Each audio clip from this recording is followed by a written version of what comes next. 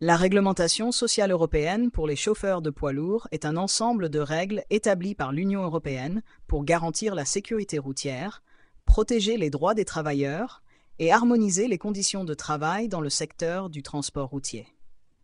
Voici les principaux points de cette réglementation. Temps de conduite. Temps de conduite quotidien. Un conducteur peut conduire au maximum 9 heures par jour. Ce temps peut être porté à 10 heures, mais seulement 2 fois par semaine. Temps de conduite hebdomadaire.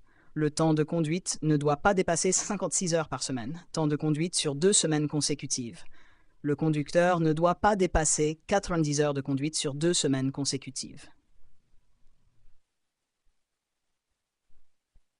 2 temps de repos. Repos quotidien.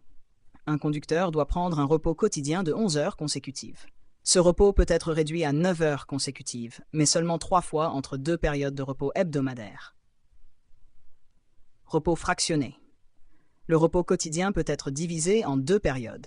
Une première période de repos ininterrompu de 3 heures, suivie d'une seconde période de repos ininterrompu de 9 heures. Repos hebdomadaire. Un conducteur doit prendre un repos hebdomadaire de 45 heures consécutives. Ce repos peut être réduit à 24 heures, mais il doit être compensé par un repos équivalent pris avant la fin de la 3e semaine suivante. Temps de pause. Pause. Après 4 heures et 30 minutes de conduite, un conducteur doit faire une pause d'au moins 45 minutes. Cette pause peut être divisée en 2 périodes. Une première période de 15 minutes suivie d'une seconde de 30 minutes. 4. Enregistrement des temps de conduite et de repos.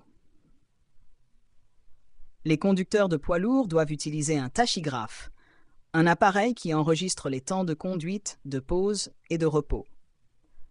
Les entreprises de transport sont responsables de s'assurer que les chauffeurs respectent ces obligations. Sanctions. Des sanctions peuvent être appliquées en cas de non-respect de la réglementation. Celles-ci varient selon les États membres, mais peuvent inclure des amendes, des retraits de points sur le permis de conduire, voire des interdictions de conduire.